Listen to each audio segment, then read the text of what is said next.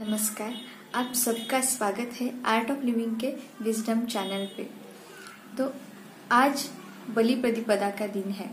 तो आज हम जानते हैं बलि प्रतिपदा की कथा के बारे में और जानेंगे कि ये दिन क्यों खास है। तो आज के दिन ऐसा कहा जाता है कि महाराज बलि जो राक्षसों के राजा थे, उनकी आगमन की खुशी में मनाया जाता है। तो इस दिन महाराज बलि अपने प्रजा और लोगों से मिलने धरती पर आते हैं। तो इसके पीछे की कथा जानते हैं। हिंदी पौराणिक कथाओं के अनुसार महाराज बलि राक्षसों के राजा हुआ करते हैं, जिसकी बहादुरी के चर्चे समस्त पृथ्वी पर फैले हुए थे। महाराज बलि विष्णु के बहुत बड़े भक्त थे। वो एक असुर होते हुए भी बहुत उदार और दयालु थे। इस राजा की प्रजा इससे बहुत खुश थी। राजा बलि धर्म और न्याय के लिए हमेशा खड़े रहता था। उसका राज्य धरती और पाताल में भी फैला हुआ था और उसको अश्वमेध यज्ञ करके इंद्रलोक पे भी जीत हासिल करनी थी। तो वो अश्वमेध यज्ञ करने की सोचता है। इस बात से सभी देवी देवताएं डर जाते हैं और मदद मांगने विष्णु जी के पास जाते हैं। विष्णु जी बलि को नष्ट करने के लिए धरती पर अवतार लेते हैं।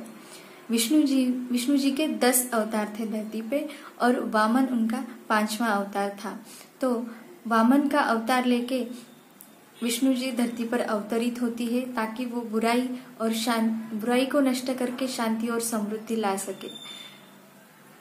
तो वामन एक बौने ब्राह्मण थे और वो राजा बलि के पास भिक्षा मांगने के लिए जाते हैं। राजा बलि के राज्य में अश्वमेध यज्ञ चल रहा होता है और ऐसे दिन आए हुए ब्राह्मण को पूरे आदर और सत्कार के साथ राजा बलि सत्कार करता है और कहता है कि वे उनकी क्या सेवा कर सकते हैं। वामन राजा बलि से कहते हैं कि उन्हें सिर्फ 3 बीघा जमीन चाहिए। ये सुन के राजा बलि तुरंत तैयार हो जाता है, क्योंकि उसके पास किसी भी चीज की कमी नहीं होती। धरती और पाताल उसके होते ही है और अगर अश्वमेध यज्ञ पूरा हो जाता है तो देवलोक भी उसका हो जाता। तो राजा बलि वामन को अपना पहला डग रखने के लिए बोलते हैं। वामन अपने विश्व रूप में आ जाते हैं। ये देख के सब लोग अचंभित हो जाते हैं। वामन अपना पहला डग रखते हैं और उसमें सारा ब्रह्मांड और अंतरिक्ष आ जाता है और दूसरे पैर में पूरी धरती समा जाती है। यह देख राजा बलि अचंभित हो जाता है और वामन को तीसरा पैर रखने के लिए कोई जगह ही नहीं बचती। तो राजा बलि अपना सर उनके आगे झुका देता है। वामन अपना पैर राजा बलि के सर पर रखते हुए उनको पाताल भेज देता है।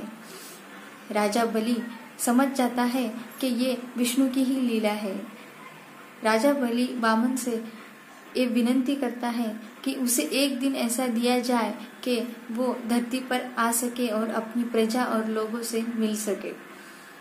और वामन उनको ये विनंती स्वीकार कर लेते हैं और आज के दिन राजा बलि को अनुमति देते हैं कि वो धरती पर आ सकते हैं। तो ये थी बलि प्रतिपदा की कहानी। तो ऐसा कहा जाता है कि आज राजा बलि अपने प्रजा से मिलने धरती पर आते हैं। महाराष्ट्र में इस दिन को पाड़वा भी कहते हैं और लोग भगवान से प्रार्थना करते हैं कि जल्द से जल्द राजा बलि का राज्य आए। आज का दिन बहुत खास है। ये दिन 3.5 मुहूर्तों में से एक माना जाता है। आज के दिन भाई दूज भी मनाया जाता है। भाई दूज का पर्व भाई बहन के रिश्ते पर आधारित है। तो भाई दूज की एक कहानी है, वो भी हम जानते हैं। तो ऐसा कहा जाता है कि पत्नी छाया की कोख से यमराज तथा यमुना का जन्म हुआ था। यमुना बड़े प्यार से अपने भाई को भोजन के लिए घर पे बुलाती है, पर यमराज व्यस्त होने के कारण यमुना की बात को टाल देते थे। एक दिन यमराज यमुना के घर पहुंच जाते हैं। ये देख के यमुना बहुत खुश हो जाती है। वो दिन कार्तिक शुक्ल प्रतिपदा का था। यमुना बड़े प्यार से अपने भाई का आतिथ्य करके उसको भोजन करवाती है। यमराज बहुत खुश हो जाते हैं और यमुना को अपना वर मांगने के लिए बोलते हैं। यमुना यमराज से कहती है कि आप प्रतिवर्ष इसी दिन मेरे घर आए और भोजन करें, और जो भी बहन अपने भाई को आतिथ्य करके भोजन खिलाए उसको आपका भय न रहे। तो ऐसा माना जाता है कि आज के दिन जो भी भाई अपने बहन के घर जाकर आतिथ्य स्वीकार करता है और भोजन करता है, उसकी उम्र लंबी हो जाती है। तो ये थी भाई दूज की कहानी। आप सभी को बलि प्रतिपदा और भाई दूज की बहुत सारी शुभकामनाएं। हैप्पी दिवाली। धन्यवाद।